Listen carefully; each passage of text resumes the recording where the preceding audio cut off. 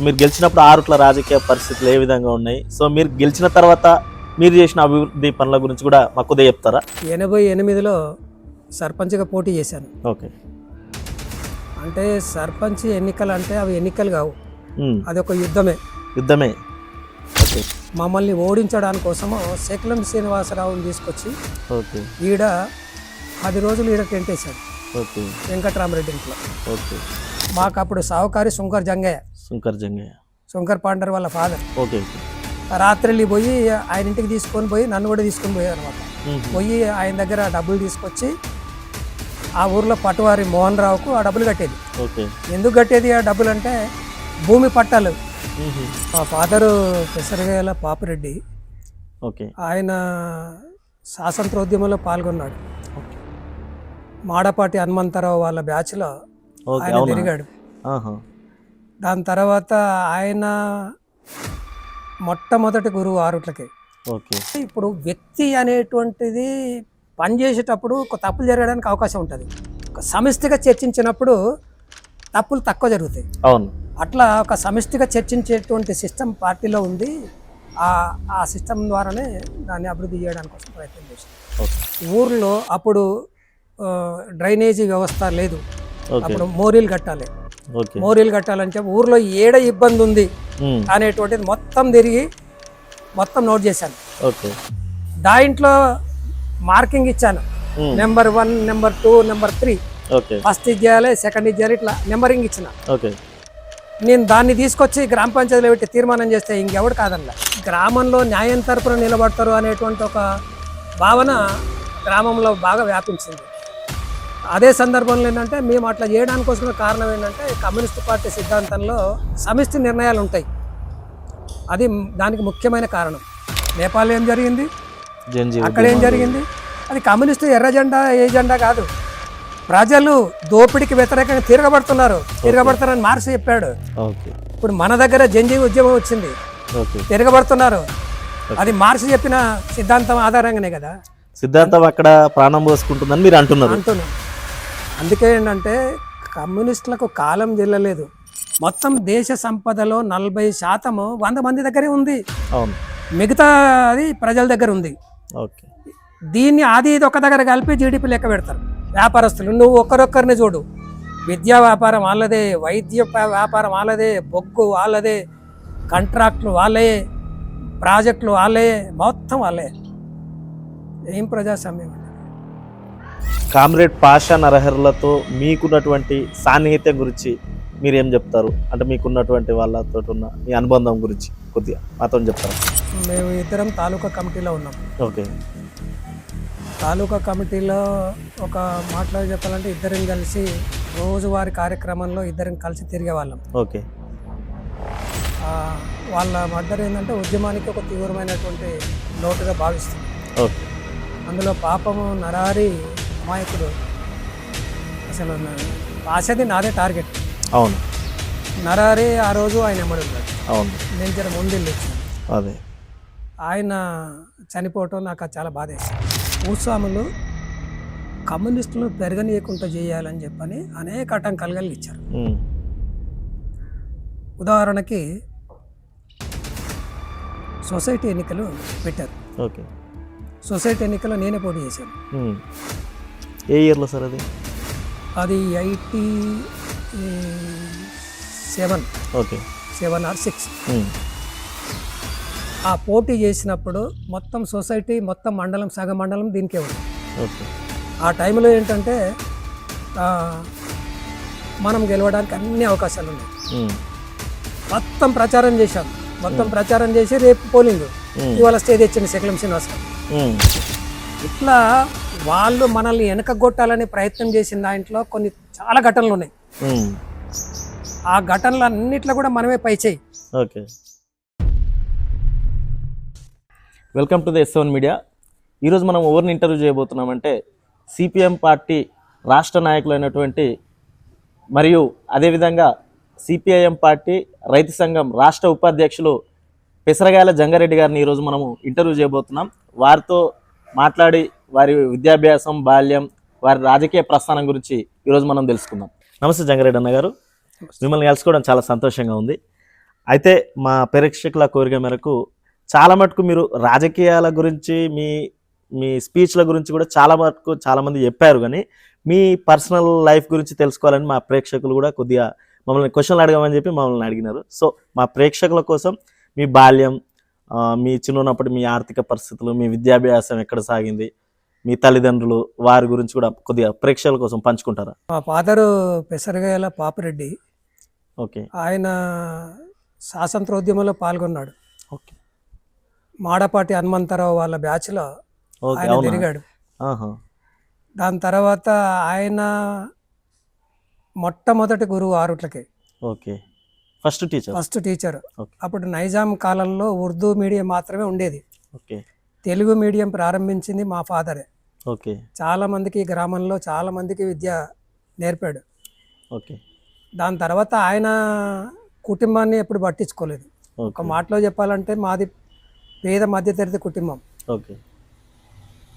మా మదరు, మా తల్లి రాములమ్మ, ఆమెనే మొత్తము ఈ మా కుటుంబాన్ని ఆమె చూసేది. ఓకే. చాలా నా చిన్నతనంలో చాలా పేదరికాన్ని అనుభవించాను. ఒకరోజు తిండికి కూడా లేనటువంటి రోజులు కూడా చూశాను నేను. ఓకే. కానీ మాకు 26 ఎకరాల భూమి ఉంది ఊర్లో. ఓకే. ఆ రోజుల్లో పంట పండించుకుంటే తప్ప తినడానికి లేకపోయేటువంటి రోజులు అవి. ఓకే. చాలా అటువంటి పరిస్థితులు కూడా ఎదుర్కొన్నాను. ఓకే. నేను విద్య 7th క్లాస్ వరకే చదువుకున్నాను నేను. మీరు? మా మదరు ఆ వ్యవసాయం పాడైపోతుంది అని చెప్పని ఆ భూమి నిలబెట్టుకోవాలి కాబట్టి నువ్వు చదువుకోక వ్యవసాయం చేయమని చెప్పి పెద్ద ఫోర్స్ చేస్తే అప్పుడు నేను బయటికి రావడం జరిగింది. ఆపేశాను. ఓకే. కానీ నేను 7th క్లాస్ చదువుకున్నా నేను సమాజాన్ని చదువుకోగలిగాను. ఓకే. సమాజాన్ని చదువుకోగలిగి సమాజానికి ఎలా సేవ చేయాలనేటువంటి దాన్ని నేను ఎక్కువ టైం దానికి కేటాయించాను. 1974లో నా మ్యారేజ్ అయింది. ఓకే.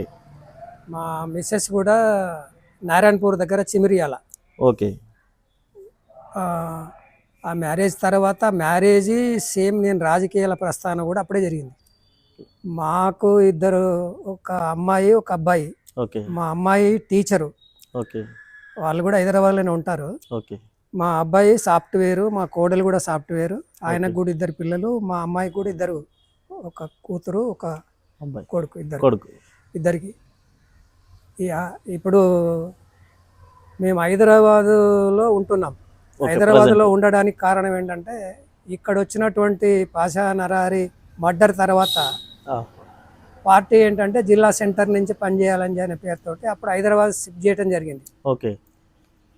అది హైదరాబాద్ నుండి నేను పనిచేస్తున్న క్రమం. ఓకే. అది మేము చాలా వరకు భూములు అమ్ముకున్నాం. ఒక 13 ఎకరాలు మాత్రమే ఉంది. ఓకే. ఇక్కడ భూములు అమ్ముకోవటము, అక్కడ హైదరాబాద్లో ఇల్లు కట్టుకోవటము, ఓకే, ఏమైనా ఉంటే ఇక్కడికి వెళ్ళి అమ్మి అక్కడ షిఫ్ట్ చేయటం జరిగింది. ఓకే. అట్లా నిలబడ్డాం. రెండో అంశం ఏంటంటే నేను పార్టీ ఫుల్ టైం రాకముందు ఇబ్రహీంపట్నంలో ఒక హనుమంత్ దాసు నేను ఇద్దరం కలిసి ఒక 10 ఎకరాలు కొని ప్లాట్లు చేశాం. ఓకే. అప్పుడు రియల్ ఎస్టేట్ రంగంలో కూడా మీరు 87లో చేస్తే అక్కడ నాకు ఒక 3000 గజాల స్థలము నాకు వచ్చింది. ఓకే. ఆ 3000 గజాల స్థలాన్ని అమ్మేసుకున్నాను. ఇప్పటికి ఒక 700 గజాలు ఉంది. ఓకే. అది అమ్ముకున్నాను. ఇక్కడ ఒక 13 ఎకరాలు అమ్ముకున్నాను. ఓకే. అట్లా ఈ కాలం అంతా కూడా ఏంటంటే అది కొంత షిఫ్ట్ చేసినాం, అటు కొంతనేమో ఖర్చు పెట్టుకున్నాం.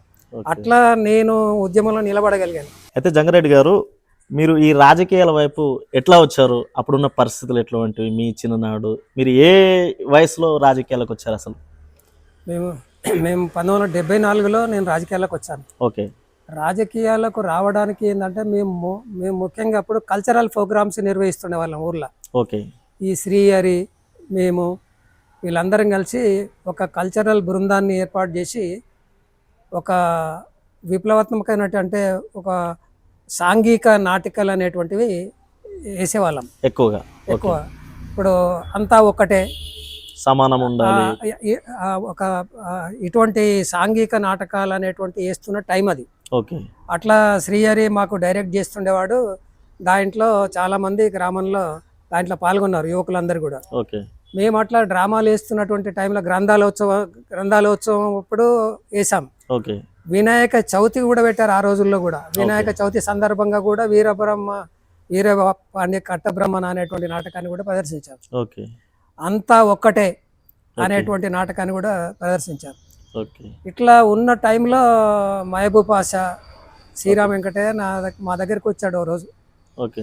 వచ్చి ఇవే కాదు ఇంకా నాటకాలు చాలా ఉన్నాయి, మీరు ఈ రకంగా రావటం మంచిది అని చెప్పి అనేటువంటిది వాళ్ళ ద్వారా మేము అప్పుడు స్ఫూర్తి పొంది వెళ్ళాము. ఓకే. వెళ్ళిన తర్వాత మాకప్పుడు ఈ రాజకీయాలు ఏంటి ఇవన్నీ నాకేం అవగాహన లేదు. ఓకే. అప్పుడు ఏ వయసు సార్ అది? అప్పుడు దాదాపు 22 ఏళ్ళు ఉంటారు. యుక్త వయసు 22 ఏళ్ళు. ఓకే. 22 ఏళ్ళు అట్లుంటా. ఆ టైంలో ఏంటంటే మాకు రాజకీయ క్లాసులు చెప్పడానికి కోసం ఏంటంటే ఒక రామిరెడ్డి అంటే ఆయన వచ్చాడు. ఓకే. ఆ రామిరెడ్డి వచ్చి అసలు ఈ సమాజము గతంలో ఎట్లా ఉండింది, వేల సంవత్సరాల కింద అక్కడి నుంచి ఎట్లా మారింది అనేటువంటిది ఒక సమాజ పరిణామ క్రమాన్ని ఆయన 1 నెల రోజులు బోధించాడు. ఓకే. సండే అట్లా అట్లా నాకు ఈ సమాజ పరిణామ క్లాసు అర్థమైన తర్వాత ఏదైనా జీవితంలో ఏదైనా పని చేయగలిగితే ఇక్కడే పని చేయటం మంచిది అని చెప్పినట్టు ఆ రోజు నిర్ణయించుకోవడం జరిగింది. అట్లా చాలామంది మా యువకులు నా ఎంబడి చాలామంది అప్పుడు వచ్చారు. అట్లా రాజకీయ ప్రస్థానం అనేటువంటి వచ్చింది. రెండోది అదే టైంలో గ్రామంలో కమ్యూనిస్ట్ పార్టీ, తర్వాత భూ పోరాటాలు, అంతకుముందే 69లో ఈ గ్రామంలో 2 దళితులను మర్డర్ చేయటం.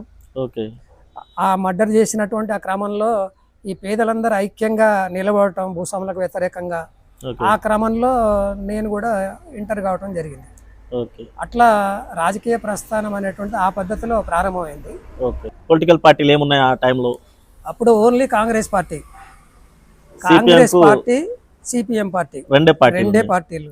మీరు ఈ పార్టీని ఎందుకు ఎంచుకున్న సందర్భం? ఈ పార్టీని ఎందుకు ఎంచుకున్నారని చెప్పానంటే అసలు భూస్వామ్య వర్గము ఆ రోజుల్లో తీవ్రమైనటువంటి దోపిడీ వ్యవస్థ ఉండింది. మామూలు దోపిడీ వ్యవస్థ కాదు. ఉదాహరణకి నాకు మరింత ఇన్స్పైర్ రావడానికి కారణం ఏంటంటే నేను చిన్నగా ఉన్నప్పుడు మా అమ్మ ప్రతి యాసింగి వడ్లు పండంగానే అవి సావుకారికి అమ్మేది. మాకు అప్పుడు సావుకారి శంకర్ పాండర్ వాళ్ళ ఫాదర్. రాత్రి పోయి ఆయన ఇంటికి తీసుకొని పోయి నన్ను కూడా తీసుకొని పోయేది అనమాట. పోయి ఆయన దగ్గర డబ్బులు తీసుకొచ్చి ఆ ఊర్లో పటువారి మోహన్ రావుకు ఆ డబ్బులు కట్టేది. ఎందుకు కట్టేది ఆ డబ్బులు అంటే భూమి పట్టాలు. అట్లా 1 సంవత్సరం కట్టినా అయిపోవాలి కదా, అట్లా 10 ఏళ్ళు కట్టించుకున్నాడు. నేను చూస్తూనే ఉండే నాకు కొంచెం తెలివి వచ్చిన తర్వాత ఇదేం పట్టాలని చెప్పని అప్పుడు బ్రేక్ చేశాను. అంటే ఈ రకంగా మమ్మల్ని ఇట్లా చేస్తున్నాను అంటే ఊర్లో ఎంతమందిని చేస్తున్నారు, అది నాకు మొట్టమొదట ప్రశ్నించిన సందర్భం. అది ఇదేం పద్ధతి అని ప్రశ్నించి ఆ భూమి మేము 70 ఎకరాలు జాగీర్దారు నుంచి నేనే స్వయంగా పోయి ఆ భూమిని మా వాళ్ళకందరికి కూడా పట్టాలు చేయించాం. అట్లా పట్టాలు చేయించి ఎవరి భూమి వాళ్ళ పేరు మీద రైట్ కూడా చేయడానికి కోసం ప్రయత్నం చేసినాం. దానికి కూడా చాలా ఆటంకాలు కల్పించారు. అందులో ప్రధానంగా మోహన్ రావు అంటే వీళ్ళు పటువారీ వ్యవస్థను వాళ్ళ చేతులు పెట్టుకొని గ్రామంలో చాలా పెత్తనం చేసి దోపిడీ చేసేటువంటి సిస్టమ్ నాకు కనపడింది ఆ రోజుల్లో. దాన్ని నేను తీవ్రంగా వ్యతిరేకించిన, గట్టిగా నిలబడ్డాను కూడా. ప్రత్యామ్నాయంగా అప్పుడు మరి సిపిఎం పార్టీ అప్పుడు సర్పంచ్గా ఉన్నారు. తర్వాత ఊర్లో అన్ని రకాల కార్యక్రమాలు నడుపుతున్నటువంటి కాలం. దానికి తోడుగా ఉండి దాన్ని ఫైట్ చేయడం జరిగింది. మీరు ఆరుట్ల గ్రామ సర్పంచ్గా కూడా మీరు పనిచేసిన సిచ్యువేషన్ అనేది ఉంది. సో మీరు ఏ సంవత్సరంలో మీరు ఎన్నికైనారు, ఎంత మెజారిటీతో మీకు వచ్చింది, అసలు అప్పుడు మీరు గెలిచినప్పుడు ఆరుట్ల రాజకీయ పరిస్థితులు ఏ విధంగా ఉన్నాయి, సో మీరు గెలిచిన తర్వాత మీరు చేసిన అభివృద్ధి పనుల గురించి కూడా మాకు కొద్దిగా చెప్తారా? 88లో సర్పంచ్గా పోటీ చేశాను. అంటే సర్పంచ్ ఎన్నికలు అంటే అవి ఎన్నికలు కావు, అది ఒక యుద్ధమే. ఆ సర్పంచ్ ఎన్నికల్లో నేనప్పుడు నా వయసు కూడా చిన్న వయసే. ఎంత ఉంటుంది సార్ అప్పుడు? దాదాపు 88 అంటే 28 అట్లా ఉంటాను. 28 దాదాపుగా ఏంటంటే మమ్మల్ని ఓడించడానికి కోసము శేఖలం శ్రీనివాసరావుని తీసుకొచ్చి ఈడ 10 రోజులు ఈడ టెంట్ వేసాడు వెంకట్రామరెడ్డి ఇంట్లో. అంటే క్యాంపెయినింగ్ రాజకీయాలు అప్పట్లోనే ఉన్నాయంట. ఆయన వచ్చి ఇక్కడ పెట్టి దాదాపు ఇక్కడే ఉండి ఓకే. మమ్మల్ని ఓడించాలని ప్రయత్నం చేశాడు. ఓకే. కానీ ఆ పోరాటంలో నేను ఆ రోజుల్లో ఖర్చు పెట్టింది 3,000 3,000. రూపాయలు ఓకే. మా బంధువుల దగ్గర అడిగి ఓకే. తీసుకొచ్చి ఖర్చు పెట్టాను. ఓకే. మేము దాదాపుగా 220 ఓట్లతోటి గెలిచాం. ఓకే. అప్పుడు ఎంత ఓటింగ్ ఉంది సార్ ఆరుట్లలో టోటల్? అప్పుడు దాదాపుగా ఓటింగ్కి సంబంధించింది 5,000 అట్లుంటుంది. ఓకే. 5,000 ఓటింగ్ ఉంటుంది. అయితే దాంట్లో ముఖ్యంగా ఏంటంటే ప్రజలందరూ కూడా ఐక్యంగా నిలబడ్డ రోజులు అవి. ఓకే. ఈ గ్రామంలో కమ్యూనిస్టు పార్టీ వెనకాల అసలు అన్నీ అక్కడ సుందరయ్య నగర్ కానీ, ఇక్కడ లెనిన్ నగర్ కానీ, అక్కడ కొనోబస్తి కానీ, ఈ మధ్యలో ఉండేటువంటి పేద వర్గాలు అన్నిటిని కూడా ఏకం చేసినటువంటి రోజులు అవి. ఓకే. వీళ్ళందరూ కూడా ఏంటంటే మీరే కావాలి సర్పంచ్ అనేటువంటిది ఒక కింద వాతావరణం వచ్చిన టైంలో నేను నిలబడ్డాను, గెలిచాను కూడా. ఓకే. అయితే అప్పుడు చేసినటువంటి భూస్వాముల కుట్రలు ఏంటంటే ఆ రోజే పాసన్నరారిని హత్య చేయాలని ప్రయత్నం చేశారు. అదే ఎన్నికల సమయంలో తర్వాత మాకు ఆ విషయాలన్నీ కూడా అర్థమైనాయి. ఓకే. ఆ ఎన్నికల సమయంలోనే ఏంటంటే 1 గంటకు పోలింగ్ ముగుస్తుంది. ఓకే. ఆ పోలింగ్స్ ముగిసే టైంకు ఆ దేవాలయం మూలకు కట్టెలు తీసుకొచ్చి పెట్టిర్రు వాళ్ళు. ఓకే. ముందుగానే నాకు సమాచారం వచ్చింది. ఓకే. నేను డిఎస్పి మాధవరావుకి చెప్పాను, ఓకే. ఆయా కట్టెలు తీసుకొచ్చారు, ఆడ గుడి పెట్టాయా, ఎవడాడు, నేను ఉన్నా కదా అది ఇది అన్నాడు. కరెక్ట్గా 1 గంటకు ఆడికెళ్ళి అపుస్కాడింగ్. ఓకే. డిఎస్పి వాళ్ళు జై జై మాత భారత్ మాత ఆడికెళ్ళి దుంకారు. ఓకే. ఆ కపలకుంట అనే దాన్ని అప్పుడు. అవునవును. అలా వచ్చేసి చాలా మందిని కొట్టారు. మనోళ్ళు ఏంటంటే 1 గంట అయింది కదా అన్నం తినడానికి అందరు ఇళ్ళకి వెళ్ళారు. ఓకే. అప్పుడు ఒక ఎరకలమే చెయ్యిరిగింది, ఈ 5-6 మంది. అయితే మహబూబ్ పాషా వచ్చిండు అప్పుడు. ఓకే. మహబూబ్ పాషా గేట్ కాడ ఉన్నాడు, స్కూల్ గేట్ కాడ. ఆయన మీద దాడి చేసి చంపడానికి కోసం ఆయన ఎంబడితే ఆయన అక్కడ అది మనకు క్రికెట్ గ్రౌండ్ ఉంది కదా, అవును, ఆ గ్రౌండ్ దగ్గర బాయ్ ఎందుకు కోమటోన్ బాయ్ అంటారు, అవునవును, ఆ బాయ్ దాకా ఉరికి అటు ఉరికిండు. అయితే ఈ ఉరికినటువంటి వాళ్ళు ఎవరైతే ఉన్నారో వాళ్ళకి ధైర్యం చాలక వెనక మళ్ళీ వచ్చేసారు. ఎందుకంటే మళ్ళీ వీళ్ళు వెనకకెళ్ళి వచ్చారా అంటే మేము అడవిలో దొరుకుతాం మమ్మల్ని చేస్తారని చెప్పని భయపడి వచ్చారు. ఆ రోజే మర్డర్ చేసేవాళ్ళు. ఓకే. అయితే దాని తర్వాత ఊరంతా తిరగబడ్డది. శకలం శ్రీనివాసరావు ఇంటి మీదకి పోయి దాడికి పోయారు, ఆడ కాల్పులు జరిగినాయి. డిఎస్పి వాడు వచ్చి ఆని రక్షించి ఆని ఊరు బయటకు పంపించేసి కౌంటింగ్ కాడికి వచ్చింది. ఓకే. అంటే ఆ డిఎస్పిని కూడా తెచ్చి వేసుకుంటారు ఆ రోజు. వాళ్ళకి అనుకూలంగా జరిగింది అప్పట్లోనే రాజకీయాలు. ఆ డిఎస్పిని తెచ్చేసుకున్నాడు శకలం శ్రీనివాసరావు చుట్టాన్ని. ఇక ఆఖరికి శకలం శ్రీనివాసరావుని రక్షించడానికి కోసం వాడు ఈడికి వచ్చి కాల్పులు చేసి ఆయనను ఊరు బయటకు పంపించిన తర్వాత కౌంటింగ్కి వచ్చి కౌంటింగ్ లెక్క పెట్టారు. అంటే ఆ గొడవలు కానీ ఆ సందర్భం ఏమై ఉంటుంది అంటారు సార్ మీరు?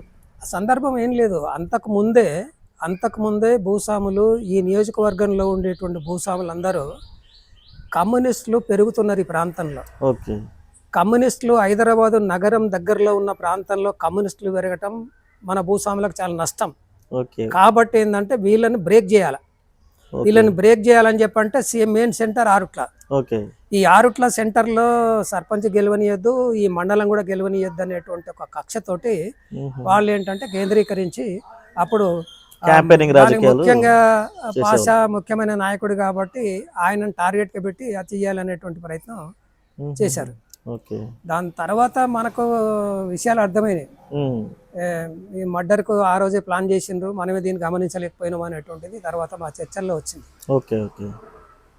అట్లా ఆ పోరాటంలో ప్రజల యొక్క పాత్ర మామూలు పాత్ర కాదు. ప్రజలు మొత్తము ఆ ఉద్యమాన్ని రక్షించగలిగారు, ఆ రోజు దాడులను రక్షించగలిగారు.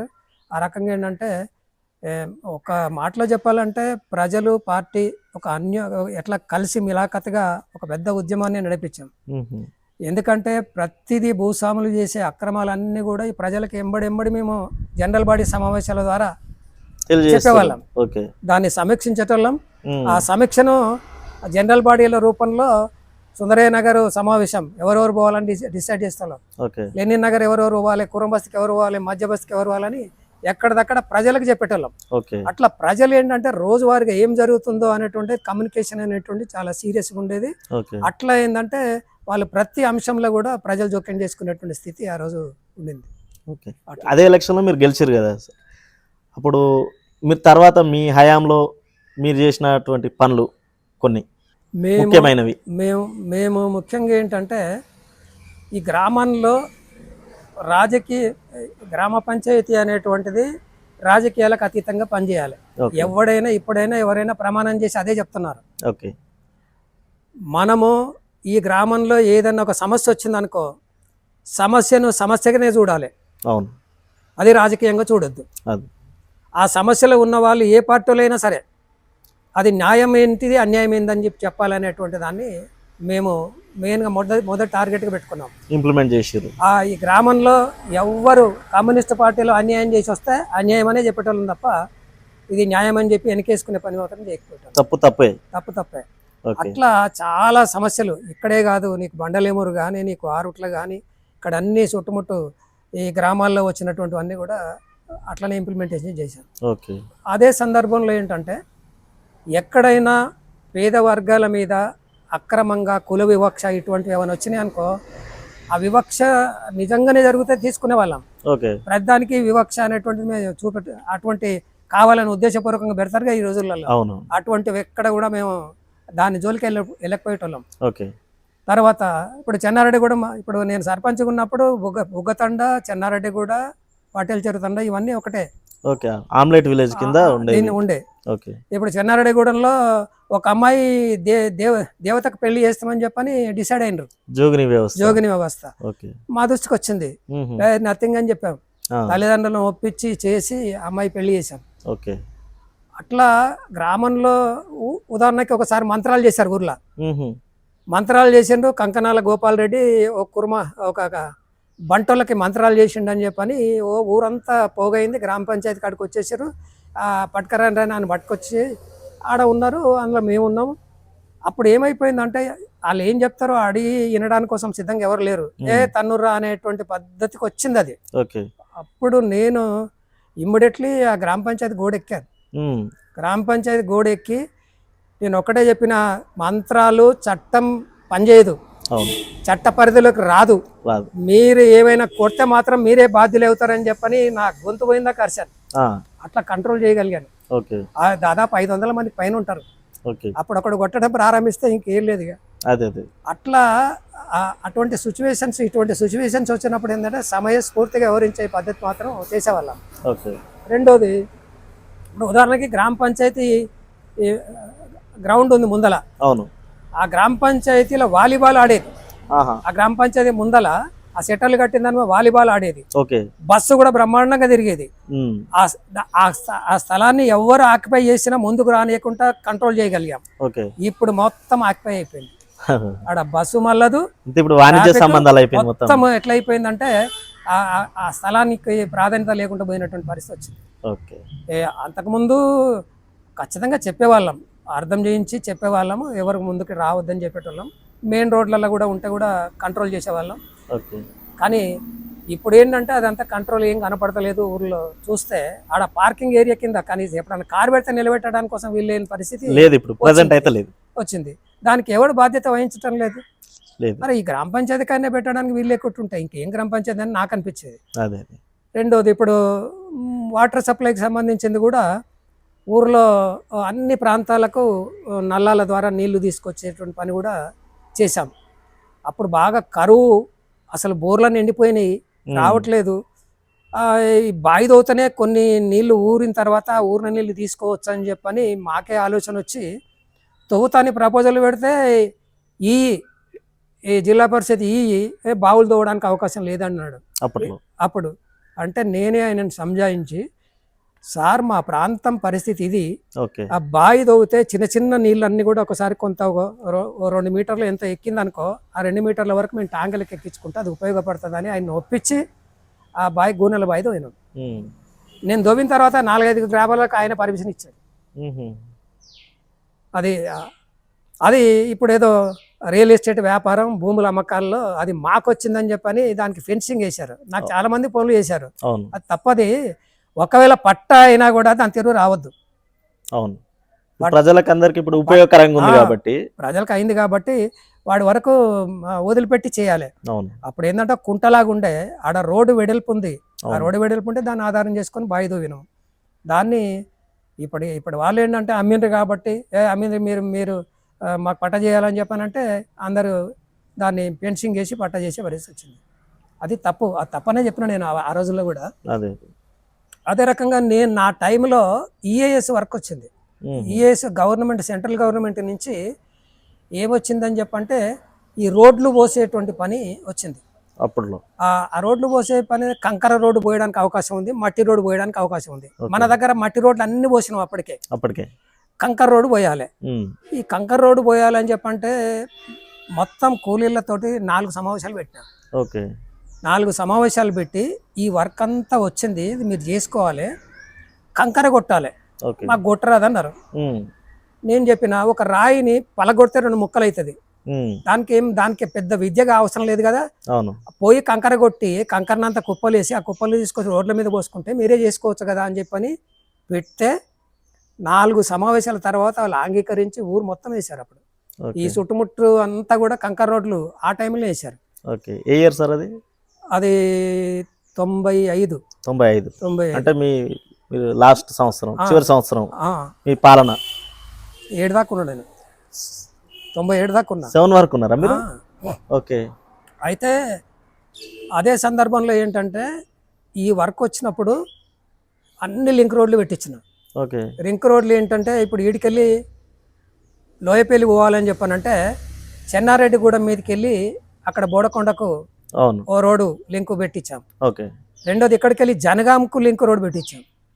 ఇది బండలేమూరు నుంచి జనగామ, ఇక్కడ పటేల్ చెడు తండ నుంచి జనగామ లింక్ రోడ్డు, ఇట్లా బుగ్గతండ నుంచి ఆ రంగాపురం రోడ్డుకు కలిసి ఇవన్నీ అప్పుడు పెట్టించినాయి.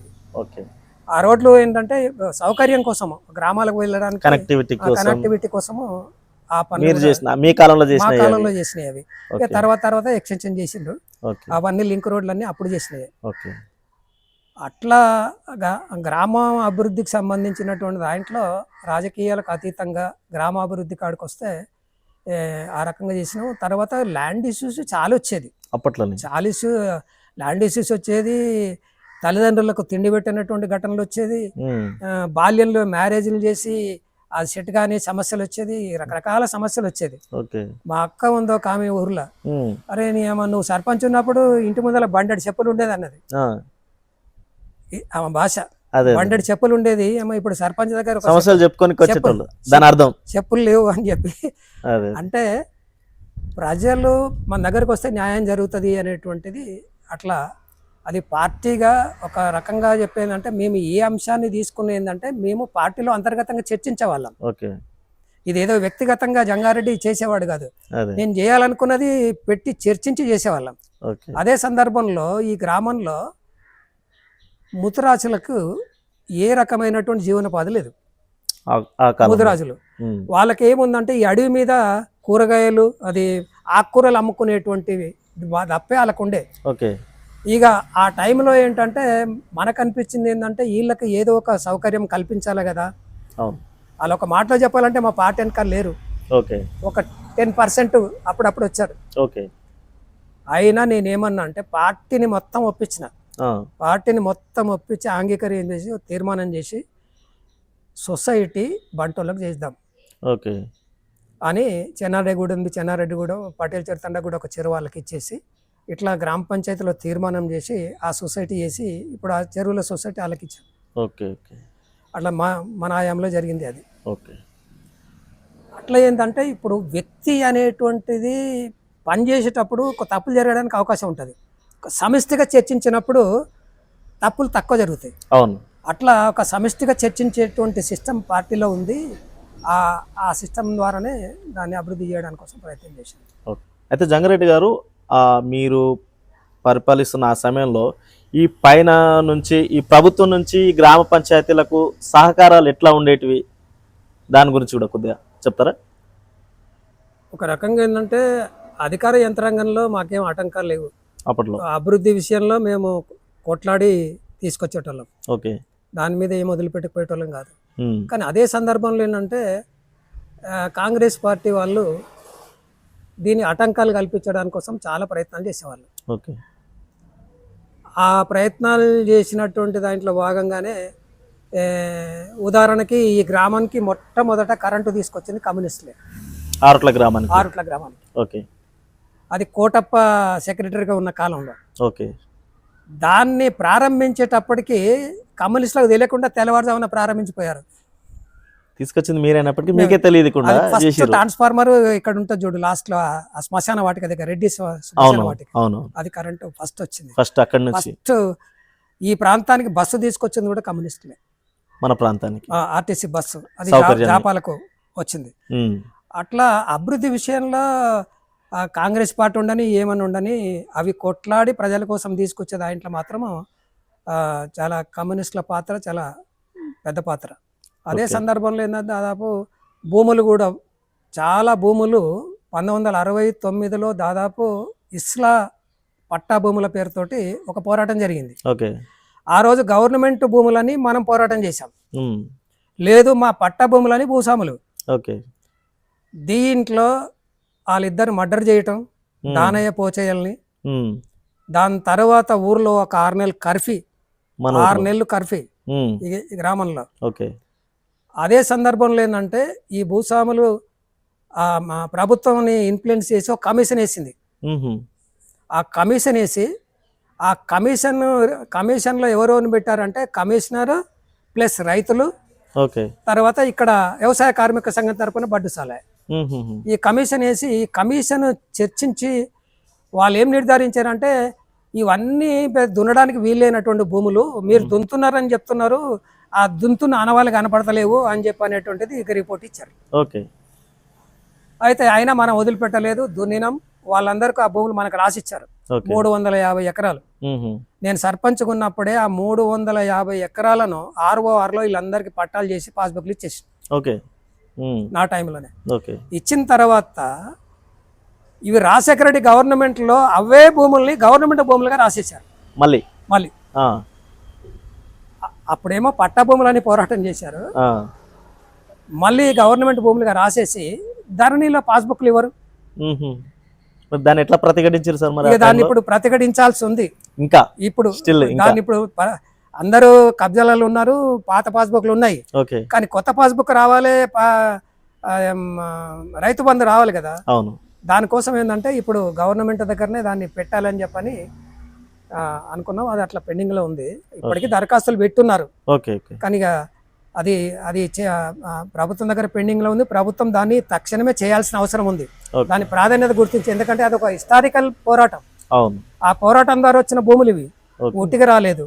అందుకే ఆ పాత పాస్బుక్ల స్థానంలో కొత్త పాస్బుక్లు అనేటువంటిది ప్రభుత్వం తక్షణమే చేయాల్సిన అవసరం ఉంది.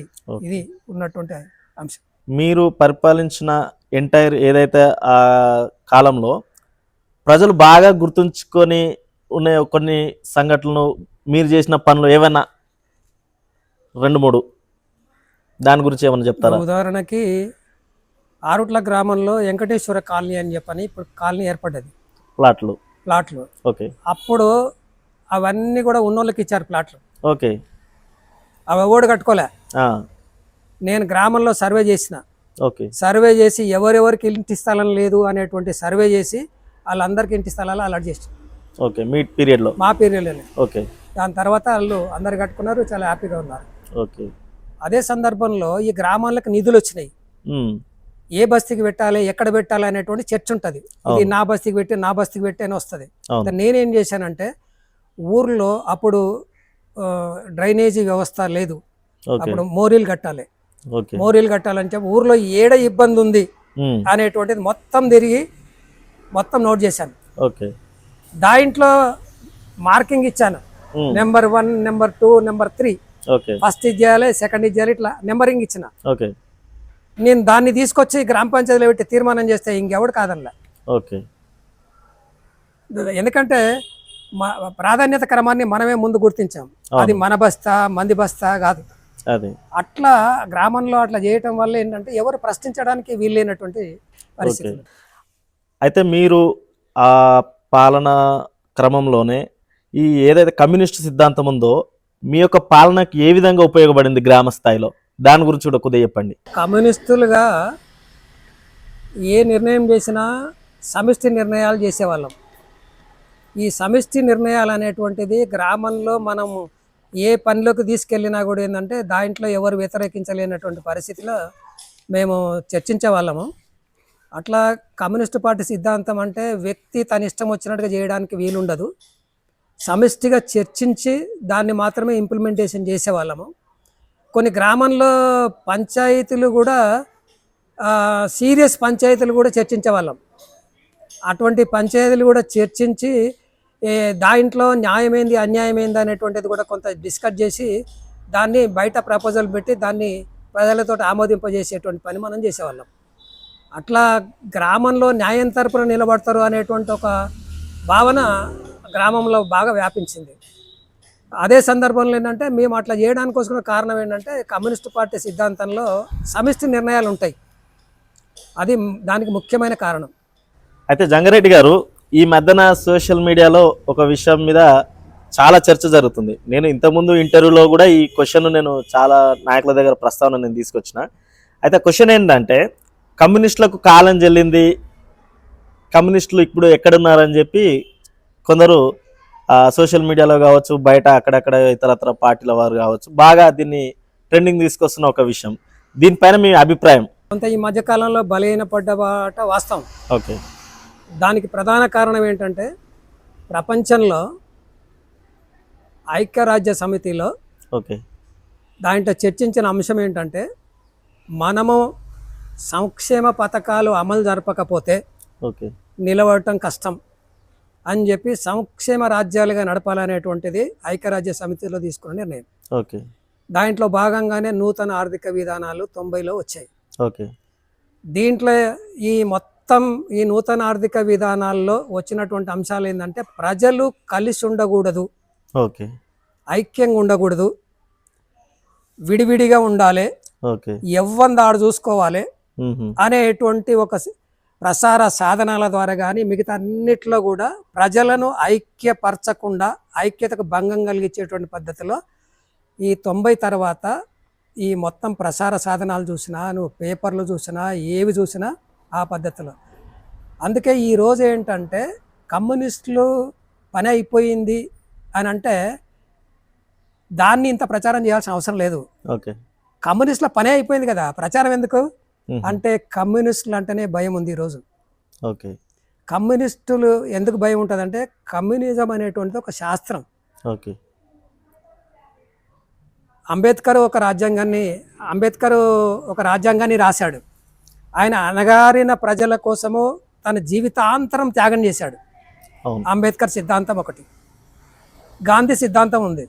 గాంధీ సిద్ధాంతం ఏంటి?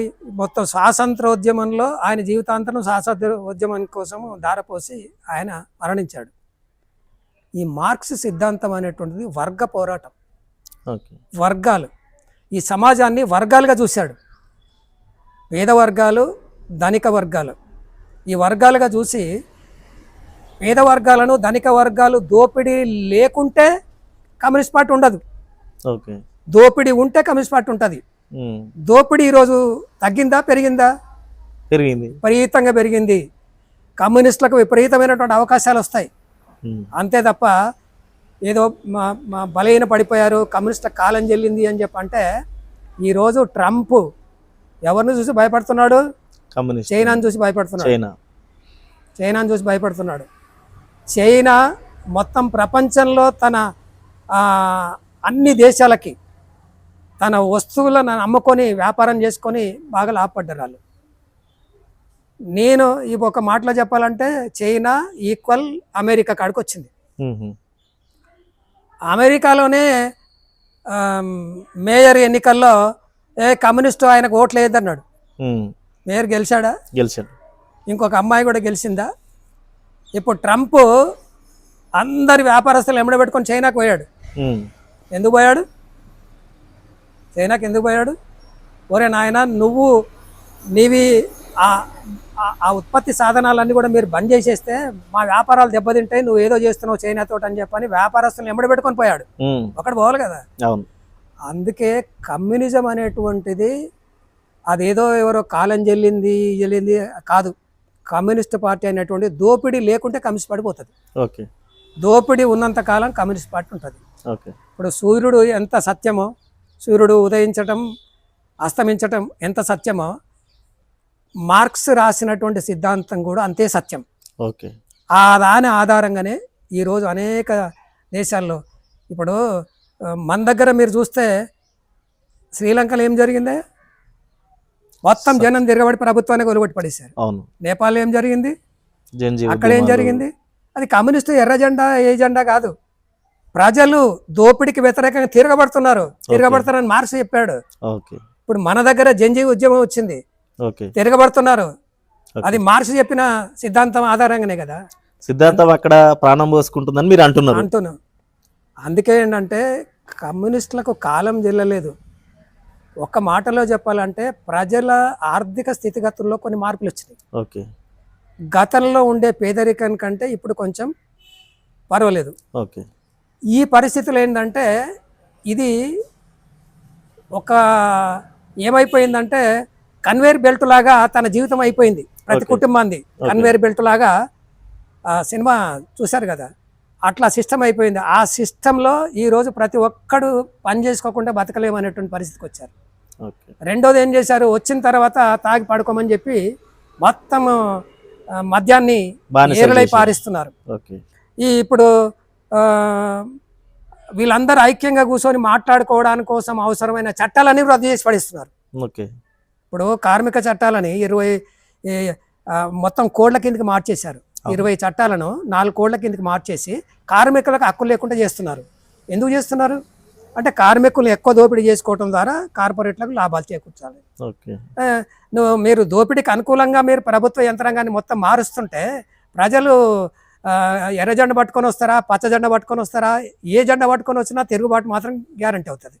అందుకే కమ్యూనిస్టులకి కాలం చెల్లింది అనేటువంటిది కరెక్ట్ కాదు.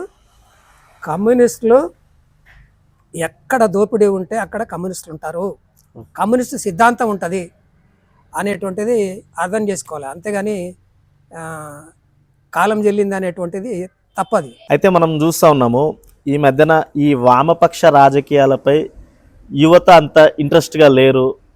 సో దాన్ని మీరు ఎలా చూస్తారు ఆ పరిస్థితిని? అంటే భారతదేశంలో వామపక్షాలు అనేటువంటివి ఈ విప్లవం జయప్రదం కావడానికి కోసము రకరకాల సిద్ధాంతాలని ప్రపోజల్ చేయడం జరిగింది. ఓకే. ఒకవైపు నక్సలైట్స్, ఒకవైపు రకరకాల వచ్చినాయి, సిపిఐగా, సిపిఎంగా. ఒక మాటలో చెప్పాలంటే భారతదేశ కమ్యూనిస్టు ఉద్యమానికి చీలికలు ఒక పెద్ద దెబ్బ. ఓకే. ఇప్పుడు ఆ చీలికలు అందులో ప్రధానంగా పీపుల్స్ వార్ పేరుతోటి పోయినటువంటి 69లో పోయినటువంటి వాళ్ళందరూ కూడా అది సాధ్యం కాదు, ఇప్పుడు మార్చుకోవాల్సిందే అని చెప్పని అందరు తిరిగి వచ్చేసారు. ఓకే. అంటే ఆ రోజే చెప్పాము అది కరెక్ట్ కాదు, ఇప్పుడే ప్రజలు తయారుగా ఉన్నారు, మనం కూడా ఆయుధాలు పట్టుకుంటూ వస్తారనేటువంటి అది కరెక్ట్ కాదని ఆ రోజే చెప్పాము. ఇప్పుడు కూడా వాళ్ళు తిరిగి వచ్చారు. ఓకే. అందుకే వామపక్ష భావజాలం అనేటువంటిది బలహీన పడలే. ఓకే. వామపక్ష పార్టీలు బలహీన పడ్డట్టే కనబడుతుంటాయి, కానీ ఆ భావజాలం అనేటువంటిది అది పెంపొందుతుంది, అది పెరుగుతుంది. ఆ భావజాలమే రేపొద్దున ఒక పెద్ద మార్పుకు దారితీస్తుంది. అంతే తప్ప వామపక్షాలు బలహీన పడటం అంటే ఇప్పుడు ప్రధానంగా ఏంటంటే ఈ ఓట్ల రాజకీయాల్లో సీట్లు ఎన్ని ఉన్నాయి, సీట్లు ఏం లేకపోతే ఏం లేదు, సీట్లుంటే ఉన్నట్టు. ఇది పార్లమెంటరీ పందాలో దీన్ని చూస్తారు. ఆ పార్లమెంటరీ పందాలో కమ్యూనిస్ట్ పార్టీ ఇది పార్లమెంటులో కమ్యూనిస్టులు పాల్గొనడం ఏంటంటే కొంత ఉపయోగపడుతుందేమో అని దాంట్లో పాల్గొంటున్నారు. కానీ ఈ రోజులు అంబేద్కరే చెప్పాడు. అంబేద్కర్ రాజ్యాంగాన్ని రాసి అమల్లోకి వచ్చినాడు. ఆయన ఏం చెప్పాడంటే ఇంతకుముందు రాజులు రాజకుటుంబంలోకి వెళ్ళి పరిపాలకులు వచ్చేవాళ్ళు, ఇప్పుడు బ్యాలెట్ పెట్టెలో నుంచి వస్తారు అన్నాడు. బ్యాలెట్ పెట్టెల నుంచి వస్తారు. ఒక ఆయన ఏమన్నాడో తెలుసా, అది ఎంతకాలం నిలబడదు అన్నాడు ఓ పెట్టుబడిదారి. ఎంతకాలం నిలబడదు అన్నాడు. ఎందుకంటే మేము పేదరికాన్ని పెంచుతాం, మా దగ్గర డబ్బు ఉంటుంది, మేము పేదరికం ద్వారా వాళ్ళని కొనగలం. ఓకే. అది ఇప్పుడు వచ్చింది, ఈరోజు వచ్చింది. అదే ఓట్లు కొంటున్నారు, సీట్లు కొంటున్నారు, మంత్రులు కొంటున్నారు, పార్టీలను కూడా కొంటున్నారు, ఆఖరి గెలిచిన తర్వాత కూడా కొంటున్నారు. ఏమైపోయింది ఇది? మార్క్స్ చెప్పిన దాని ప్రకారం ఏంటంటే పెట్టుబడిదారీ విధానం బాగా బలపడ్డ తర్వాత ప్రతిది కూడా సర్క్ అయిపోతుందని చెప్పాడు ఆయన. ఇప్పుడు ఓటు కూడా సర్క్ అయిపోయింది, పదవి కూడా సర్క్ అయిపోయింది, అమ్ముకోవటం. అంటే ఇది ఒక మాటలో చెప్పాలంటే ప్రజాస్వామ్య అంబేద్కర్ రాసినటువంటి రాజ్యాంగం ఆధారంగా ఎన్నికలు జరగటం లేదు. ఇది ఏమైపోయిందంటే డబ్బునోళ్ళ చేతులకు వెళ్ళిపోయింది. ఇలా పార్లమెంటులో కానీ అసెంబ్లీలో కానీ 100 కోట్లకు తక్కువ నోడే వాడు ఇక్కడ ఉంటే ఉంటాయి, అంతేగాని మొత్తం 100 కోట్ల పైన ఉన్నోళ్ళే ఇప్పుడు పార్లమెంట్ లో కానీ అసెంబ్లీలో ఉన్నారు. ఎవరికి అనుకూలంగా చట్టాలు చేస్తారు వాళ్ళు? మొత్తం వాళ్ళకి అనుకూలంగానే చట్టాలు చేస్తారు. మనకేందంటే ఓట్లు వేయాలి కాబట్టి అప్పుడప్పుడు వచ్చి అదో ఏదో ఇచ్చినట్టు చేసి బిచ్చం ఇచ్చి, ఒక మాట చెప్పాలంటే ఓట్ల కోసం ప్రజల్ని బిచ్చగాలుగా మార్చేశారు. ఇంత బియ్యం ఇస్తున్నాం, పొద్దున్న లేస్తే బియ్యం ఇస్తున్నాము, పెన్షన్ ఇస్తున్నాము, అది ఇస్తున్నాము, ఇది ఇస్తున్నాము. ఈ అమ్మ ఎవడు ఇవ్వమన్నాడు మిమ్మల్ని? అరే మాకు ఉపాధి కల్పించండి, మాకు భూమి చూపించండి, మేము వ్యవసాయం చేసుకుంటాం, మాకు అన్ని రకాలుగా చూపించండి, మీరు ఇవ్వాల్సిన అవసరం మాకే ఉంది. అందుకే ప్రజలను బిచ్చగాలుగా మార్చారు. కానీ ఎంతకాలం ప్రజలు కూడా అలా ఉండరు. ప్రజలు కూడా ఆలోచిస్తున్నారు, ఈ అమ్మ నా కొడుకులు అంతా మీకోసమేరా, ఏదో కథలు పడుతుందని చెప్పని అది ప్రజల్లో ఉంది. అందుకే పార్లమెంటరీ ప్రజాస్వామ్యంలో మాకేమో భ్రమం లేదు, దాంట్లోకి అధికారంలోకి వచ్చి రాజ్యాంగంలోకి వస్తామనేటువంటిది ఏం భ్రమం లేదు. అందులో పాల్గొని పనిచేయాలని అనుకుంటున్నాం. ప్రజలు మనకు ఓట్లు వేయట్లేదు, ఎందుకంటే పైసలు ఇచ్చిన ఓట్లు వేస్తున్నారు. అందుకే ప్రజల్లో కూడా ఇది కూడా పెరుగుతుంది. ఈరోజు మీరు చూస్తే మొత్తం కార్పొరేట్ల ఆదాయం అంతా కూడా ఏంటంటే లక్షల కోట్లకి, మొత్తం దేశ సంపదలో 40% 100 మంది దగ్గరే ఉంది, మిగతా అది ప్రజల దగ్గర ఉంది. దీన్ని అది ఇది ఒక దగ్గర కలిపి జీడిపి లెక్క పెడతారు. పెట్టి మన తెలంగాణలో 4 లక్షల రూపాయలు జీడిపి, నీకు 4 లక్షలు, నాకు 4 లక్షలు అంటారు. ఎవరెవరు లెక్కేస్తారు? వీళ్ళందరూ వేస్తారు, అందరు ఒక దగ్గర వేసి ప్రజలు కూడా అభివృద్ధి చెందినట్టు కాదు కదా.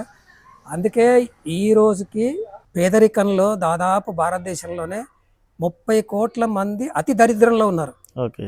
తిండి లేనటువంటి వాళ్ళు ఉన్నారు. రైతులు ఆత్మహత్యలు ఆగలేదు.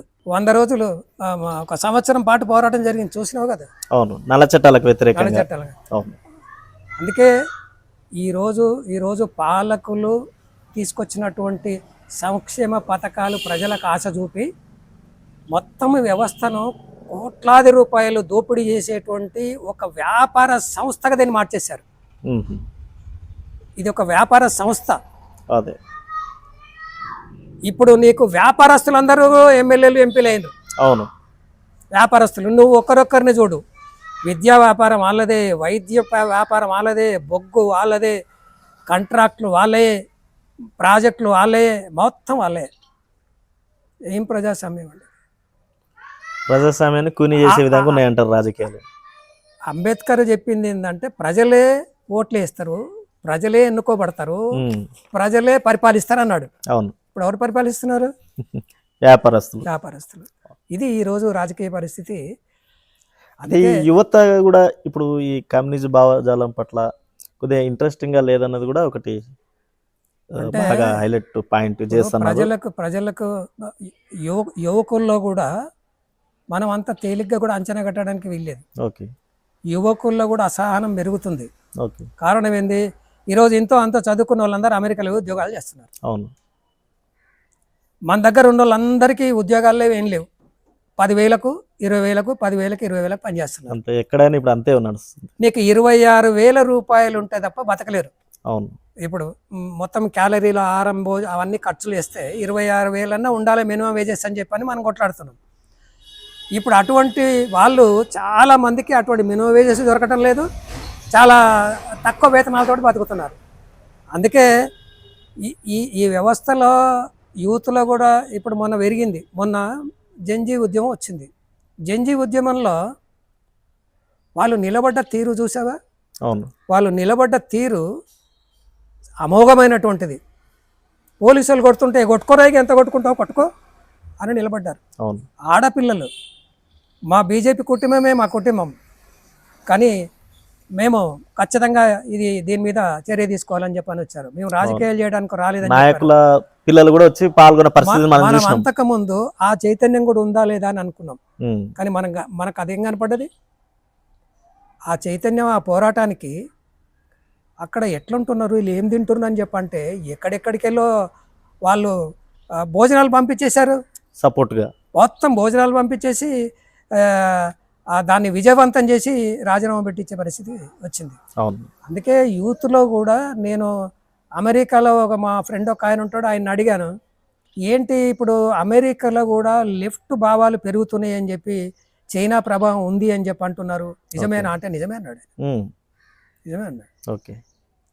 అందుకే ఆ సిద్ధాంత ప్రభావం అనేటువంటిదే ఎవరికైనా, ఇవాళ ట్రంప్కైనా ఎవరికైనా భయం ఏంటంటే కమ్యూనిస్టు భయమే తప్ప ఇంకెవరి భయం ఉంది ఆడికి? ఇప్పుడు ఇరాన్ మీద అంత యుద్ధం చేస్తున్నా వెనకకెళ్ళి కమ్యూనిస్టులు. అవును. ఇప్పుడు ఇరాన్ సపోర్టు, రష్యా, చైనా వీళ్ళు ఇది తప్ప. అందుకే ఈరోజు పాలకులు మాట్లాడినంత తేలిగ్గా ఈరోజు వర్గ దోపిడీ అనేటువంటిది విపరీతంగా పెరిగిపోయినటువంటి క్రమంలో అసహనం కూడా పెరుగుతుంది. ఓకే. అసహనం పెరిగిందని చెప్పంటే ఖచ్చితంగా ప్రజలు ఈ ప్రభుత్వాన్ని మార్చి ఆ ప్రభుత్వాన్ని మార్చి రకరకాల తిరుగుబాట్లు అనేటువంటి వస్తాయి. అందుకే ఈ మధ్య కాలంలో జరుగుతుంది ఏంటంటే అసహనం పెరుగుతున్నటువంటి క్రమంలో అణచివేత పెరిగింది. అప్రకటిత ఎమర్జెన్సీ. ఒక మాటలో చెప్పాలంటే ఎమర్జెన్సీ ఇందిరాగాంధీ ప్రకటించి ఎమర్జెన్సీ అమలు జరిపింది, కానీ వీళ్ళు ప్రకటించకుండానే అమలు చేస్తున్నారు మీరు అంటారు. అంతే. ఇప్పుడు అమలు చేస్తుంది అదే. ఇప్పుడు ఎంతమందిని మొత్తం పత్రికలు కొనేశారండి. అవును. అదాని, రిలయన్స్ వీళ్ళ కిందకే మొత్తం 60% పత్రికలు వెళ్ళిపోయినాయి. అవును. మిగతా పత్రికలు ఏవైనా మాట్లాడదామని చెప్పనంటే వాళ్ళ మీద దాడి చేయటము, తర్వాత దాన్ని వీళ్ళే కొనేయటం. సరెండర్ అవుతున్న పరిస్థితి చూస్తున్నాం. మొత్తం మీడియాని మొత్తం తీసేసుకురు. ప్రజాస్వామ్యానికి 4 స్తంభాలు, మీడియా అనే స్తంభాన్ని మొత్తం వాళ్ళు సంకలు పెట్టుకున్నారు. ఇక రాజ్యాంగ యంత్రం వాళ్ళ చేతుల్లోనే ఉండే, ఇక పార్లమెంటరీ వాళ్ళ చేతుల్లోనే ఉండే. ఇక ఏముంది, మీడియా గొంతు నొక్కేస్తే అయిపోయాయి. ఇది చేస్తున్నారు. అందుకే ఇది ఒక రకంగా ఏంటంటే ప్రజల్లో దాన్ని ఆలోచిస్తున్నారు, ఖచ్చితంగా తిరగబడతారు. 1 సంవత్సరం పాటు పోరాటం చేసినంటే రైతులు ఏ చైతన్యంతో ఎంఎస్పిని చట్టం చేయాలి. అవును. ఎంఎస్పిని చట్టం చేయాలనేటువంటి దాని లక్ష్యం. అవును. ఎందుకు చేయాలి? ప్రతిదీ ఈరోజు ప్రతి వస్తువు ఏ ఫ్యాక్టరీలోనైనా వాడు వస్తువు ఉత్పత్తి చేసి బయటకు పంపిస్తే దాని రేట్ వేసి ఎంఆర్పి రేట్ వేసి బయటకు పంపుతాడు. మరి రైతు కూడా అది కూడా ఫ్యాక్టరీ కదా, కష్టపడి పనిచేస్తున్నాడు కదా, తన ధాన్యానికి ఇంత రేట్ అని చెప్పి చెప్పుకునే హక్కు అటు లేదా? అంటే ఈ దేశానికి ఏంటంటే అన్నదాతలు అన్నం తయారు చేసి వండి అన్ని చెట్టి మీకు తినబెట్టాలి, దాతలు అయిపోవాలి, ఇలా ఆత్మహత్య చేసుకోవాలి. ఇది చాలా దుర్మార్గమైనటువంటిది. లిఖితపూర్వకంగా రాసిచ్చాడు, నేను ఖచ్చితంగా మీతో చర్చించి ఇది అమలు చేస్తానని చెప్పాడు. తర్వాత సుప్రీంకోర్టులో కేసు వేసినాం. సుప్రీంకోర్టుకు చెప్పింది ఏంటంటే ఇది అమలు జరపడం సాధ్యం కాదని చెప్పాడు. అది అందుకే కార్పొరేటీకరణ వాళ్ళ లక్ష్యం. మొత్తం వ్యవసాయం కూడా కాంట్రాక్ట్ వ్యవసాయం కిందకి మార్చేసి దీనికి ఈ వ్యవసాయం అంతా కార్పొరేట్ చేతులకు వెళ్ళిపోవడానికి కోసం ప్రయత్నం చేస్తున్నాడు. రెండోది, మొత్తం పండించినటువంటి ధాన్యం అంతా కూడా ప్రభుత్వ మార్కెట్ తీసేసి ప్రైవేట్ మార్కెట్లను దారాదత్తం చేయడానికి ప్రయత్నం చేస్తున్నాడు. ఇప్పుడు 8 రాష్ట్రాల్లో అదానికి ఈ ధాన్యము నిల్వ చేయడానికి కోసం గోడౌన్లకు పర్మిషన్ ఇచ్చేసాడు, కట్టేసుకుంటున్నాడు. అదే ఈ మొత్తం దేశంలో పండినటువంటి ధాన్యం అంతా కూడా వాళ్ళు కొని వాళ్ళ దగ్గర పెట్టుకొని వాళ్ళు రేట్లు వచ్చినప్పుడు అమ్ముకోవడానికి కోసం వీలుగా ఈ మార్కెట్ వ్యవస్థను మార్చేస్తున్నాడు. మీ రాజకీయ జీవితంలో మీరు ఎప్పటికీ మర్చిపోలేని ఒక పెద్ద సంఘటన గురించి అడిగితే మీరు ఏం చెప్తారు? ముఖ్యంగా ఏంటంటే భాషా నరారి మర్డర్ అనేటువంటిది చాలా ఆందోళనకరమైనటువంటి పరిస్థితిలో జరిగింది. అది ఒక మరపురానటువంటి ఘటన. అది ఒకటేంటంటే పాషా నేను ఇద్దరమే మొత్తం గ్రామాలన్నీ తిరిగి అప్పుడు పనిచేస్తుండే వాళ్ళం. ఉమ్, ఆ టైంలో ఏంటంటే బాగా నిర్బంధాన్ని ప్రయోగించే పద్ధతిలో వీళ్ళు చాలా తీవ్రమైనటువంటి పద్ధతిలో ప్రయత్నం చేస్తున్నారు. ఆ క్రమంలో ఏంటంటే మేము మర్డరు గమనించలేకపోయాం. ఆ, వాళ్ళ మర్డర్ ఏంటంటే ఉద్యమానికి ఒక తీవ్రమైనటువంటి లోటుగా భావిస్తున్నాం. ఓకే. అందులో పాపము నరహరి అమాయకుడు, అసలు ఆశది నాదే టార్గెట్. అవును. నరహరి ఆ రోజు ఆయన ఎమ్మడి ఉన్నాడు. అవును. నేను జర ముందెళ్ళి వచ్చాను. అదే. ఆయన చనిపోవటం నాకు అది చాలా బాధ వేసింది. ఓకే. అప్పటికి మా అబ్బాయి పుట్టాడు. మా అబ్బాయి పేరు రవికాంత్ రెడ్డి అని ఆయనే పెట్టాడు ఓకే. కదా. ఆయనను ఒక మాటలో మావని పేరు అన్నప్పుడల్లా ఆయన జ్ఞాపకం వస్తుంటాడు. అదే. ఆ, అది నాకు నా జీవితంలో అదొక పెద్ద ఆ, లోటు, ఉద్యమానికి కూడా చాలా పెద్ద లోటు. అంటే మిమ్మల్ని టార్గెట్ చేసేంతగా ఏమున్నాయి సార్ ఆ టైంలో? రాజకీయ పరిస్థితులు, కారణాలు కావచ్చు. ఆ రోజుల్లో ఏంటంటే భూస్వాములు కమ్యూనిస్టులను పెరగనీయకుండా చేయాలని చెప్పని అనేక ఆటంకాలు కలిగించారు. ఉమ్, ఉదాహరణకి సొసైటీ ఎన్నికలు పెట్టారు. ఓకే. సొసైటీ ఎన్నికల్లో నేనే పోటీ చేశాను. ఉమ్. ఏ ఇయర్లో సార్ అది? అది 87 ఓకే. 7 or 6.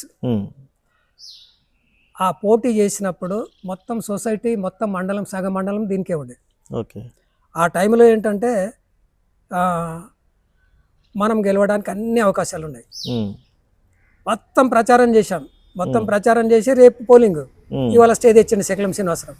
ఉమ్, రేపు పోలింగ్, ఇవాళ స్టే. ఆ, మళ్ళీ ఎన్నికలు పెట్టిర్రు, ఉమ్, మళ్ళీ ప్రచారం అన్నీ చేసినాం, ఉమ్, మళ్ళీ రేపు ఎన్నికలుగా మళ్ళీ వస్తాయి. ఓకే. ఇట్లా వాళ్ళు మనల్ని వెనకగొట్టాలని ప్రయత్నం చేసిన దాంట్లో కొన్ని చాలా ఘటనలు ఉన్నాయి. ఉమ్, ఆ ఘటనలు అన్నిట్లో కూడా మనమే పై చేయి. ఓకే. ఆ నిర్బంధాలను ఎదిరించి మనమే నిలబడ్డాం. ఓకే.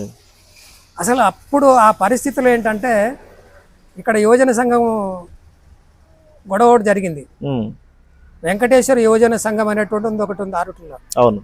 అప్పుడు అందరూ ఊరుమ్మడిగా ఆ సంఘాన్ని రిజిస్ట్రేషన్ చేసి ఆ సంఘం ద్వారానే గేమ్స్ కానీ ఇవి కానీ ఆడిపించేవాళ్ళం.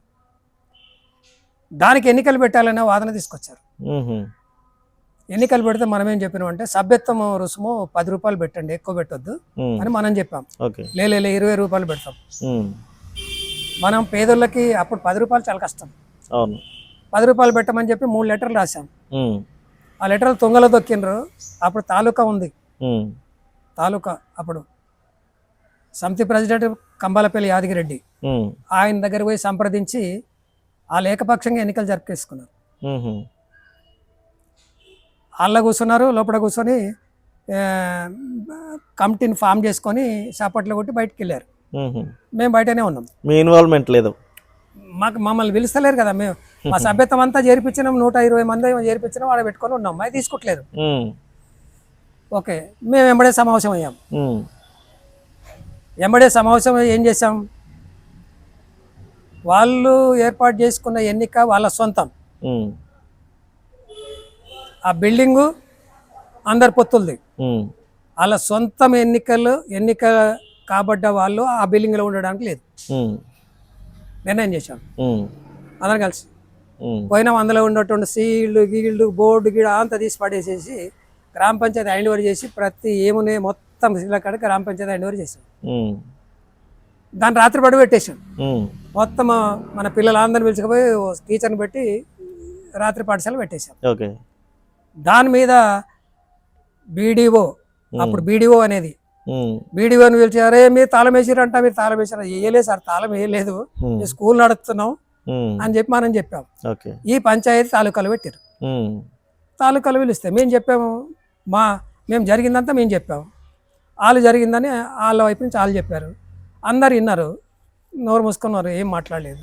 ఉమ్, బయటికి రాగానే నువ్వే పెడుతున్నావు అని కోటపై మీద తయారైనరు. ఉమ్, తయారైతే గట్టిగా మాట్లాడతారు, పోదాం పని వెళ్ళొచ్చారు. అట్లా వాళ్ళు యువజన సంఘం పెట్టినా, సొసైటీ ఎన్నికలు పెట్టినా, ఎవిట్లో కూడా మనమే పై చేయనం తప్ప మనం ఎప్పుడు కూడా ఓడిపోలేదు. అదే కక్ష అదే కక్ష సాధింపులో భాగంగా అరే అనుకోవచ్చా ఇక ఇది? మర్డర్లు తప్ప ఇంకో మార్గం లేదనేటువంటిది అంటే ఇక చావులే ప్రత్యామ్నాయంగా అలా అనిపించింది అంటారు ఆ అంతే. టైంలో. ఆ టైంలో అదే మెయిన్గా. ఓకే. ఇటువంటివి ఇంకా చాలా ఘటనలు ఉన్నాయి. ఏ అన్ని గ్రామాల్లో చాలా భూముల మీద మేము ఈడికెళ్ళి పులిమామిడి దాకా భూ పోరాటాలు చేశాం. ఉమ్. చాలా భూములు భూస్వాముల నుంచి సీలింగ్ భూములు, ఈ భూములన్నీ కూడా పేదల కబ్జలకు ప్రధానంగా భూ పోరాటాలు కూడా అనుకోవచ్చు. తాలూకాలో ఆ మర్డర్లకు ఉన్నటువంటి సంబంధించి. భూస్వాములు అందరూ ఉమ్.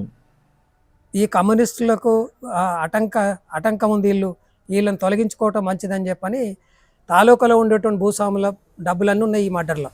Okay okay okay.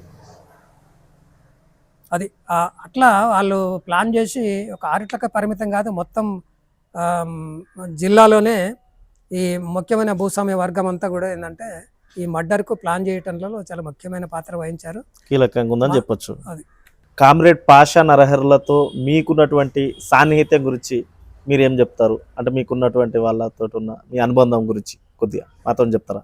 మేము ఇద్దరం తాలూకా కమిటీలో ఉన్నాం. ఓకే. తాలూకా కమిటీలో ఒక మాటలో చెప్పాలంటే ఇద్దరం కలిసి రోజువారి కార్యక్రమంలో ఇద్దరం కలిసి తిరిగే వాళ్ళం. ఓకే.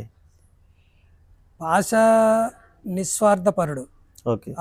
ఆయనకు ఒంటి మీద బట్టలు ఒక్కటి తెల్లగుండాలే తప్ప ఉమ్. మిగతా ఆయనకి ఇంకేం లేదు. ఉమ్. భోజనం టైంకు భోజనం, ఉమ్. ఆ పద్ధతిలో ఉండేవాళ్ళు. ఎవరికైనా కిరాయి లేకపోతే మనకు ఎంత అయితేయో కిరాయి వరకు అడుకొని ఉమ్. మేము అట్ట జిల్లా పరిషత్కి కానీ అక్కడ కానీ తిరిగి వచ్చేవాళ్ళం. ఉమ్. అట్లా ఒక మాటలో చెప్పాలంటే ఆయన ఒక మంచి ఉత్సాహవంతమైనటువంటి ఒక విప్లవకారుడు. ఓకే. ఆయనకు చదువు పెద్దగా లేదు, ఉమ్. ఉర్దూ మాత్రమే నేర్చుకున్నాడు ఆయన. ఓకే. ఆయన తరిమల నాగిరెడ్డి తాకట్టులో భారతదేశం అనేటువంటి కోర్టులో వాదించినటువంటి వాదన విన్నాడు. ఉమ్. ఆ విన్న తర్వాత ఆయన కూడా ఇన్స్పైర్ అయ్యి రాజకీయాల్లోకి వచ్చాడు. ఓకే. ఆయన ఒక మాటలో చెప్పాలంటే ఆయన లేకపోతే నేను రాజకీయాల్లో నిలబెట్టనే కాదు. ఓకే. ఎందుకంటే నేను ఎంతసేపు వ్యవసాయం చేద్దామని ఆలోచనతో ఉన్నా. అరే నేను వ్యవసాయం చేస్తున్నా, నాగలు దున్నుతున్నా, బండి కొడుతున్నా, నా దగ్గరకు వచ్చేవాడు, బాయికాడికే వచ్చేవాడు. ఓవరాల్ గా మీకు స్ఫూర్తినిచ్చిన వ్యక్తిలో పాషా గారిని మనం అనుకోవచ్చు. నన్ను నిలబెట్టడంలో పాషా పాత్ర కీలకమైనటువంటిది. ఓకే. అట్లా నరారి పాపం చాలా తక్కువ. ఆయన విద్యార్థి దశలో హైదరాబాద్లో చదువుతున్నప్పుడు మాకు బీసీ అయింది. ఇది బీసీ అయితే ఎవరిని పెడదామని ఆలోచిస్తే ఇప్పుడు ఆ నరారి ఒకడు కనపడ్డాడు. ఓకే. ఆయనను తీసుకొచ్చి పెట్టి గెలిపించాం. ఉహు. అంతకుముందు ఏంటంటే శకలం శ్రీనివాసరావు ఆరుట్లలో ఒక మీటింగ్ పెట్టి ఈ మంచాల మండలంలో కమ్యూనిస్టులు గెలిచే ప్రసక్తే లేదు, గెలిస్తే ఏనుగు మీద ఊరేగిస్తా అని చెప్పాడు. స్టేట్మెంట్. ఎలక్షన్లు జరిగినాయి, మనం గెలిచినాం. ఓకే. మండల అధ్యక్షుడుగా నరహరి డైరెక్ట్ మండల్ ప్రెసిడెంట్ కు ఓట్లు అప్పుడు. ఓకే. జడిపిటిసి లాగా. ఓకే. అప్పుడు మనం గెలిచాం. ఓకే. గెలిచిన తర్వాత వాడి శపథం చేశాడు కదా, ఈడ ఏనుగు మీద ఊరేగిస్తా అన్నాడు కదా, అది ఒకటి ఉంది. అప్పటి నుంచే స్టార్ట్. వాడు ఏం చేయాలనే దాని మీద అప్పుడే స్టార్ట్. అప్పుడే గ్రామ పంచాయతీ ఎన్నికల మీద కేంద్రీకరించాడు. అక్కడి నుంచి ఈ వరుసగా ఇక కొద్ది రోజుల్లోనే కదా మండలంలో నరహరి మండల్ ప్రెసిడెంట్గా మొత్తం మండలంలో ఉండేటువంటి విద్యా వ్యవస్థను సరిదిద్దడానికి కోసం చాలా కృషి చేశాడు. నరహరి పాత్ర కీలకం అంటారు. ఆ స్కూళ్ళు ఎడ్యుకేషన్ మీద ఆయనకు మంచి ఇంట్రెస్ట్ ఉండేది. అదే రకంగా పాషా ఒక ఫారెస్ట్ని పెంచాం మేము, జాపాల ఫారెస్ట్, ఆరుట్ల ఫారెస్ట్. ఈ రెండింటి మీద ఏంటంటే చుట్టూ గ్రామాల వాళ్ళతో సమావేశం పెట్టి మీరు చెట్లు కొట్టొద్దు, ఈ అడవి పెంచడం ద్వారా మన ప్రాంతానికి వర్షాలు వస్తాయి అని ఎడ్యుకేట్ చేసి ఈ అడవిని కూడా పెంచాం. చాలా రోజులు అడవి కూడా పెరిగింది. అట్లా ఆ పాషా అంతకంటే ముందు మెయిన్గా ఏంటంటే ఈ ప్రాంతానికి కృష్ణమూర్తి గారు, ఈ ప్రాంతంలో తెలంగాణ సాయుధ పోరాటంలో కృష్ణమూర్తి గారు ముఖ్యమైనటువంటి దళనాయకుడిగా ఈ ప్రాంతంలో పనిచేశాడు. ఆయన అన్నిటికంటే ఫౌండర్ ఆయన ఉద్యమానికి. దాని తర్వాత తుపాకీ పట్టిన దాంట్లో పోచమోన్ జంగయ్య. మ్మ్. దాని తర్వాత వీళ్ళకి అన్ని రకాలుగా సహకరించినటువంటిది సిరా వెంకటయ్య కానీ, కోటప్ప కానీ, తర్వాత అడవయ్య కానీ, మ్మ్. కుక్కడాల జంగారెడ్డి కానీ, మ్మ్. వీళ్ళు అప్పుడు తాలూకా కమిటీలో వీళ్ళందరూ ఉన్నారు. నేను కూడా అప్పుడు తాలూకా కమిటీలోకి నేను ఎంటర్ అయ్యాను. ఓకే.